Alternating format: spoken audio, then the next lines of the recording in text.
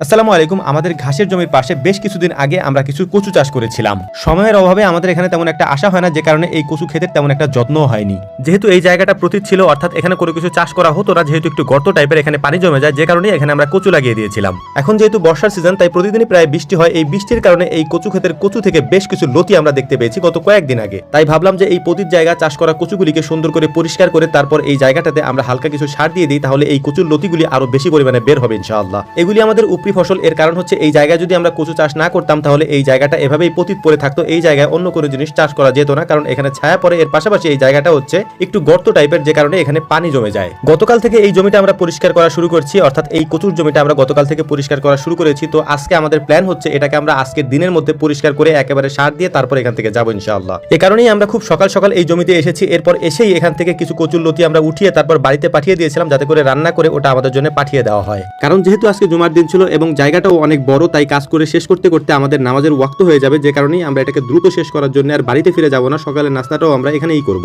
ব্যক্তিগতভাবে ডাল দিয়ে কচুর লতি আমার অনেক বেশি ফেভারিট একটা খাবার, যে কারণে এটাকেই আমি মূলত সকালের নাস্তা হিসেবে বাড়িতে পাঠিয়ে দিয়েছিলাম, মানে নাস্তা তৈরি করার জন্য এটা পাঠিয়ে দিয়েছিলাম। এর সাথে আমাদেরকে ডিম ভুনা করে দেওয়া হয়েছে বাড়ি থেকে। খাবার আনার সময় খাবারের প্লেট না আনার কারণে আমরা কলার পাতা বিছিয়ে তার উপরেই খাওয়ার চেষ্টা করছিলাম। আলহামদুলিল্লাহ, আমরা মানুষ যেহেতু বেশ কয়েকজন এসেছি, এটার কারণ হচ্ছে যে এটাকে আমরা শেষ করে যাব, যে কোনো ভাবেই হচ্ছে জুমার নামাজের আগে এটাকে আমরা শেষ করে তারপর এখান থেকে যাওয়ার চেষ্টা করব। তাই খাওয়া দাওয়া শেষ করে আমরা দ্রুতই আবার আমাদের কাজে লেগে পড়লাম। কচুর এই গাছগুলি যদি আরো কয়েকদিন আগে পরিষ্কার করে দেওয়া যেত, তাহলে লতির পরিমাণ অর্থাৎ লতির ফলনের পরিমাণ আরো অনেক বেশি হতো আলহামদুলিল্লাহ। তবে আমাদের কাজের ব্যস্ততার কারণে সে কাজটা আমরা করে উঠতে পারি নাই। তো আজকে আমরা এটাকে সম্পূর্ণ করে যাবো ইনশাআল্লাহ। আমাদের পরিষ্কার করার কাজটা প্রায় শেষের দিকে। এই কাজটা কমপ্লিট করার পর এখানে যে লতিগুলি আছে, মানে কচুর যে লতিগুলি হয়েছে, এগুলিকে আমরা এখান থেকে ছিঁড়ে নিয়ে যাব, কারণ অনেক বেশি লতি এখানে আছে আর বেশ কিছু লতি আমরা সকালবেলা ছিঁড়েছি। তো এই সবকিছু মিলিয়ে সবগুলিকে আমরা এখান থেকে নিয়ে গেলে পরবর্তীতে এখান থেকে ভালো পরিমাণে লতি আমরা পাবো ইনশাআল্লাহ। এই কচুর ক্ষেতে এখনো পর্যন্ত আমরা কোনো সার প্রয়োগ করি নাই, অর্থাৎ লাগানোর পর থেকে নিয়ে এখনো পর্যন্ত তেমন কোনো সার প্রয়োগ করা হয়নি। এখন যে লতিগুলি আপনারা দেখতে পাচ্ছেন, এগুলি মূলত হচ্ছে একেবারে সারবিহীন একটা লতি।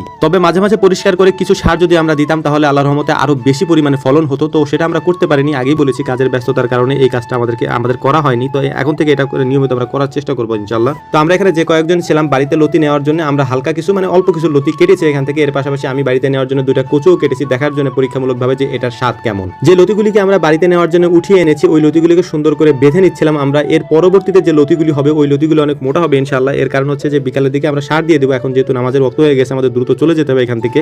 এখন যে লতিগুলি দেখতে পাচ্ছেন, এগুলি মূলত হচ্ছে আগাছা টাইপের লতি। এই লতিগুলিকে আমরা উঠিয়ে ফেলেছি। এর পাশাপাশি যে মোটা লতিগুলি এখানে রয়েছে বা আরো যে লতিগুলি এখানে আছে, সেগুলিকে আমরা ছিঁড়ি নাই, কারণ এগুলো ছোট ছোট টাইপের। এগুলি 2-3 দিন পরে একটু বড় হলে তখন আমরা ছিঁড়বো ইনশাআল্লাহ। তো বিকালবেলা আমরা অনেকক্ষণ অপেক্ষা করেছি বৃষ্টি থামার জন্য, কখন বৃষ্টি থামে। বৃষ্টি থামতেছিল না, তারপর বৃষ্টির মধ্যেই আমরা সার দেওয়ার জন্য চলে এসেছি। এতদিন একেবারে অযত্নে এই কচুগুলি এখানে বড় হয়েছে। আমরা